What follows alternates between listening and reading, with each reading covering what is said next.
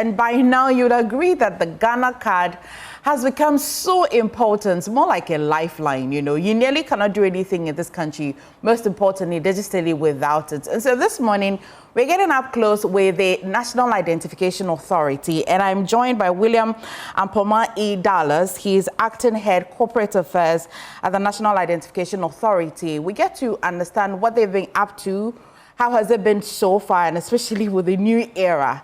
Let's see how much progress they have made and whether or not you're still traumatized. If you lose your card, are you still very traumatized?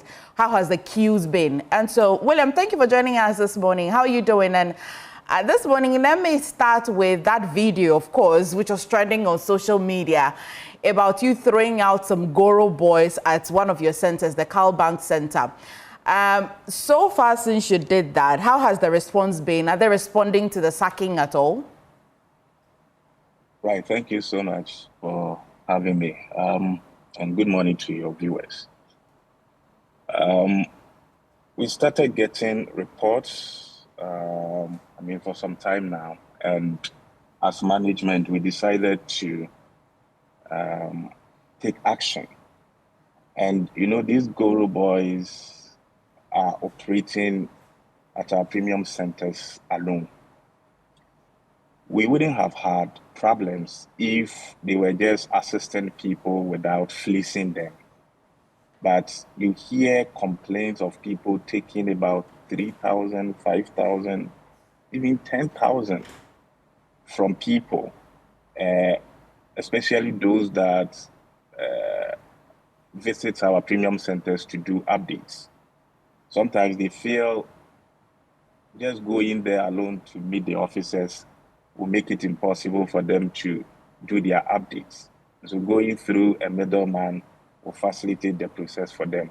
So any amount they charge them, these applicants are willing to pay.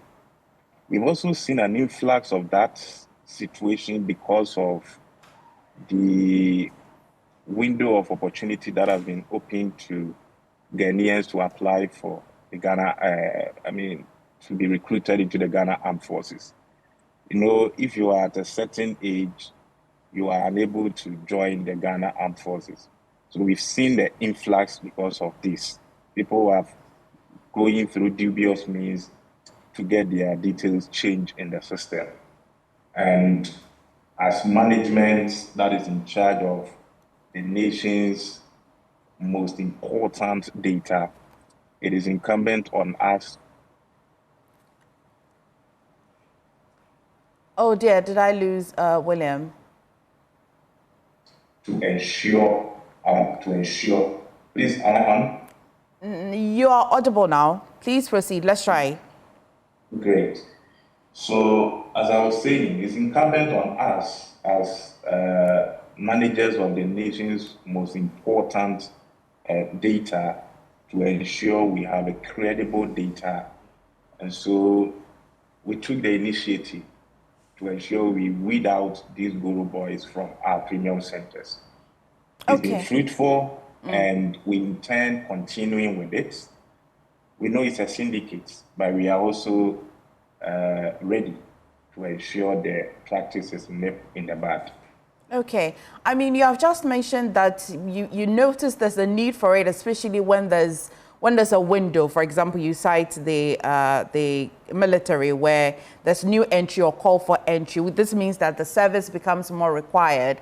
And so these Guru boys seems to want to fill the gap. But I see that you have sort of decentralized to at least cut out the long queues because people are willing to pay premium because of the long queues. If I'm thinking right, what have you been doing about the decentralization and the opening of various centers as well? Right. So since we took over as new management, I'm happy to announce that all our 292 registration centers are operating. And so today, if you visit any district registration center nationwide, you should be able to get the service you require instantly. We have provided enough blank cards to our district offices. And so no district officer has an excuse to turn away an applicant that they do not have blank cards will come a week later, a month later, or even days later. Okay. I mean, that's good to know. Let's talk about children. All our services nationwide are instant. Okay. Okay, but I mean, before we even go into the children, which means that in the past, all the 292 centers were not functional. They existed, but they were quite non-functional. Is that it? Yeah, so it started from March 2023 because of the shortage of blank cards. If you visited any of our centers between this period, you were unable to get instant services. But as I speak, all those hurdles have been removed. Okay. Tell me, for example, how many minutes are you likely to spend not in the queue when you start your process with an NHIA, the National Education Authority person, a service provider? If an individual started the process with them, about how many minutes are they likely to spend currently?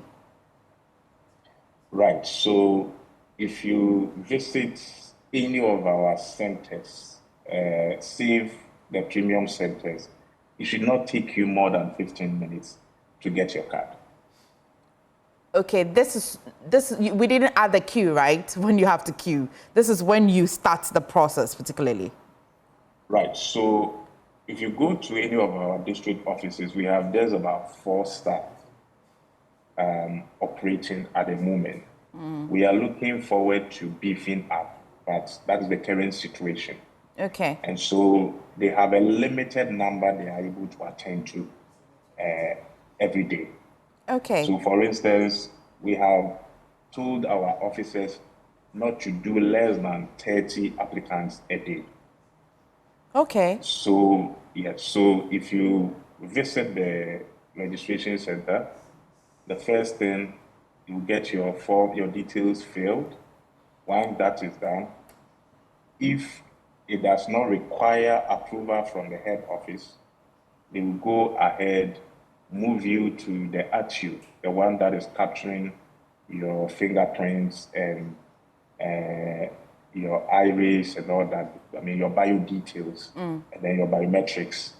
Once that is captured, a picture of you is taken, and then it will be pushed to the machine to print. Once the card is out, it has to be issued. So there's an officer responsible for that, the same at you. Will have to ensure your fingerprints are taken again before the card is issued to you. Okay. Let me stress on this. When the card is printed and it's not issued to you, you have the card but you cannot use it. Come again? When the card is printed and it's not issued to you, you cannot use the card. What's the difference? Explain. Great. So when you go through the process, the card will be printed. After the card is printed, you are required to put your fingerprints on a machine, ensuring, and then it will capture your fingerprint as well. The card will be slotted in a device. You put your fingerprint on it, and then after some few seconds, the card will be ready for you to take it home. Okay. If that process is not done, and the card is given to you immediately after printing without slotting it in the machine to pick your fingerprint for the last time, you cannot use the card. Okay. I think this is important notice for those who are going in for their cards or maybe to get new cards replacement. But let's talk about what is current with the NIA now. I see that you're registering children, and this is between 6 to 14, correct? Correct. Okay. What role are parents and guardians playing in this process? Right. So sometime last year, the authority started the registration of children between the ages of 6 and 14. Ordinarily, our process is such that we do instant issuance, but it suffered some technical glitches. And so the authority couldn't issue the cards to the kids. and the process was truncated. The new management took over and decided that it is important we capture all these keys into our database. But before we go ahead to register those who couldn't register last year, we have to print the cards and issue them to the case before we can begin new registration. Okay. And with our checks, we were able to register about 377,000 plus kids between the ages of 6 and 14. Now, we are done with the printing. Our officers are doing claiming in all the 168 districts and municipalities that the registration took place. So out of the 292 registration centers, you dedicated 100 and how many for children? 168 districts started the registration of kids between the ages of 6 to 14. Okay, and this was not exclusive to just children. It was doing it generally, but these 168, you're certain that if you visited it at that time, you'd be able to start the process for your child. Yes, even these registration districts, we could not capture all the kids. As I said, when the exercise started, it suffered some technical glitches, and so they had to truncate it, revert, and then see how we can resolve the issues before we continue. And let me hasten to add that this is an exercise we're doing in collaboration with the NHIA. Okay. So, yes, so at the moment, all the 377,000 plus cards have been printed. The officers that were able to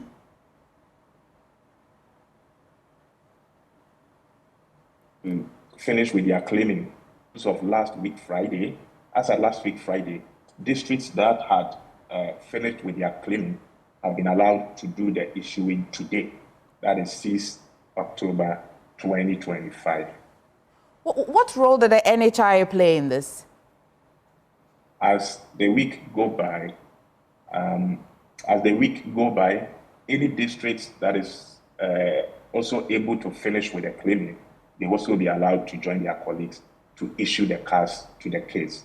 Let me use the opportunity to plead with parents that they go with their case to the 56 districts we're starting today, so that once the issuance is done or once the card is issued to the kid, the parent can take custody and keep it for the child. You will agree with me that if you issue a card to a child aged 6 years, 7, 8, 9, 10, chances are that the cards will not get home. And so we are pleading with parents and legal guardians to join their case in these 56 districts. The issuance doesn't take long. The maximum time is between a minute and 2. So they won't waste time there.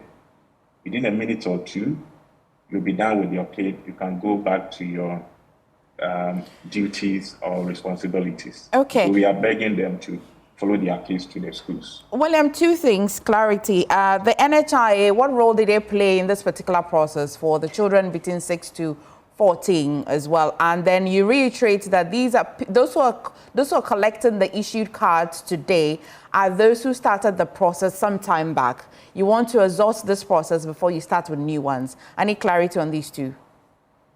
Right. So, currently your NHIA number is your Ghana card number. If you've noticed, NHIA is no more printing cards. Now, they are very particular about kids between the ages of 6 to 14. And so even though it is the mandate of the National Identification Authority to register kids from age 0 to infinity, or Ghanaian from age 0 to infinity. But at the time, we didn't have the financial muscle to undertake this exercise. So the National Health Insurance Authority came in handy and supported the authority to get the cards so we can do the registration. When you say came in handy, what do you mean? Financially, or the cards that they would have used in printing for NHIA, they then used it in printing this one? Please come again. What do you say they came in handy? I need just a bit of clarity on that. They provided financial support, or instead of using the cards to print for NHIA's card, they instead used it for Ghana cards. I just need a bit of clarity on that. Right. So our cards are different from what they were issued. They actually procured the cards for us. Okay. Yeah. Okay. This is about quantity wise. Do you have that number? If my memory serves me right, I think they procured about 3 million cards for the authority. And as I speak, they have even put in their budgets to procure another cards for the authority, so we can continue with the registration of the case after we're done with this issuance. Okay.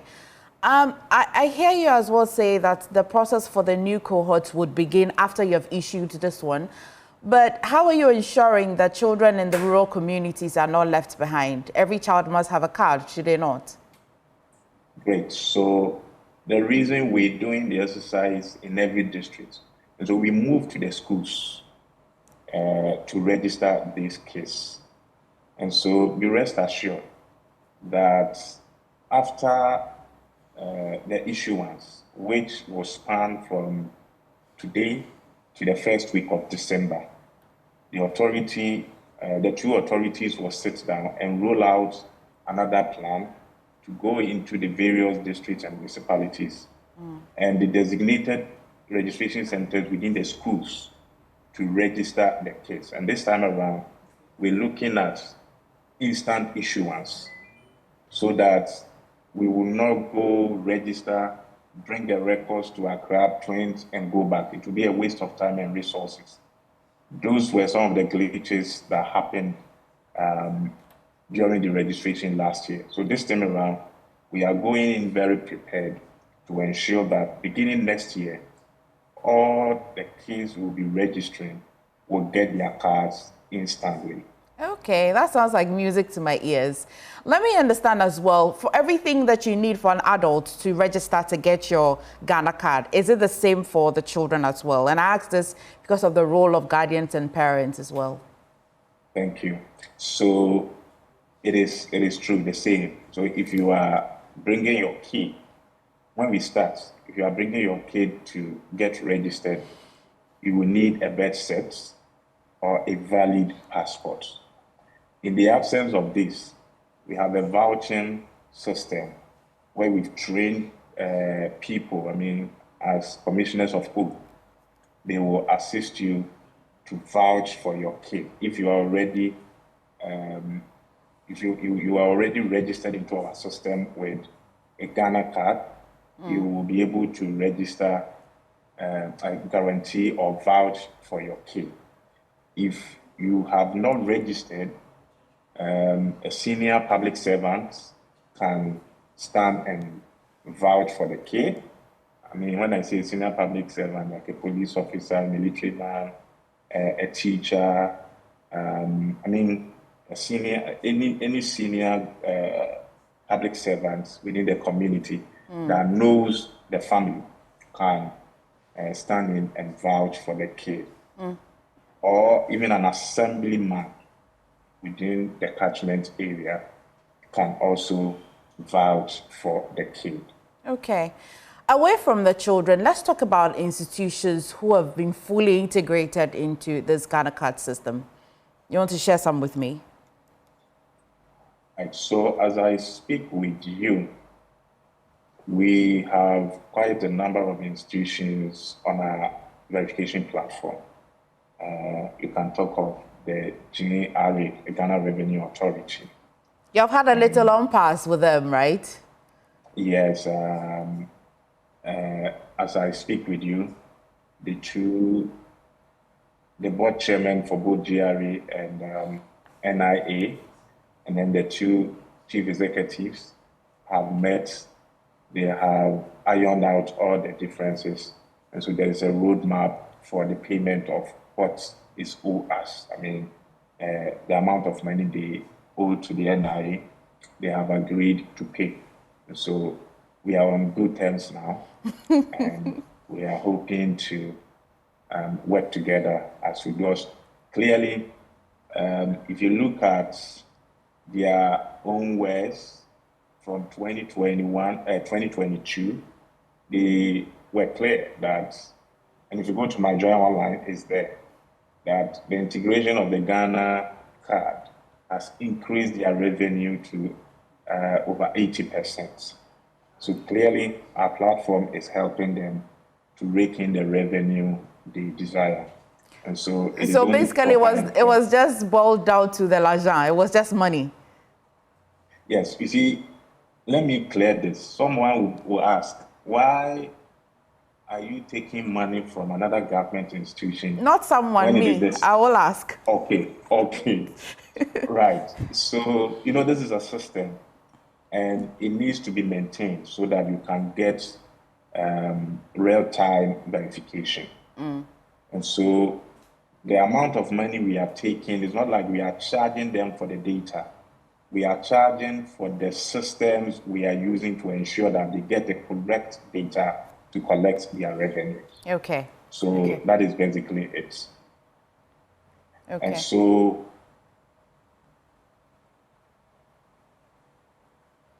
the GR is on. Passport office. Passport office, they are on. Okay. DVLA, they are also on. Bank of Ghana, they are on. The commercial banks, the rural banks, they are all on. In fact, per our laws, every transaction that requires verification, it is a Ghana card that has to come in handy, or the institution is supposed to use the Ghana card. And so today, if you recall, DRA was even issuing TIN numbers in the past. But today, your TIN number is your Ghana card number. Yeah. SNET is on our verification platform.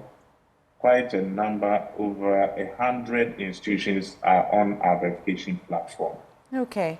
Now, so if you recall, a few months or weeks ago, we reiterated the point that those photocopying the Ghana card should be careful, because